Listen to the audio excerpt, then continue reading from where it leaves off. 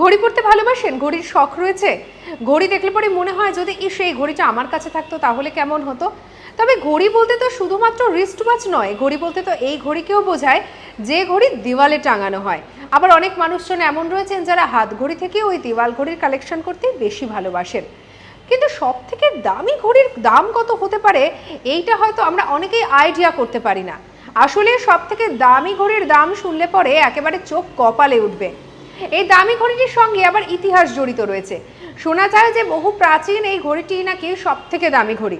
এই ঘড়িটি যত টাকা মূল্যে মানে যত মূল্যে এটাকে নিলাম করা হয়েছিল যেটা জানা যায় তা নাকি 5 মিলিয়ন পাউন্ডেরও বেশি এবং প্রায় 6.8 মিলিয়ন পাউন্ডে নিলাম করা হয়েছিল এই ঘড়িটিকে, যা বর্তমানে বিশ্বের সব থেকে দামি ঘড়ির তকমা পেয়েছে।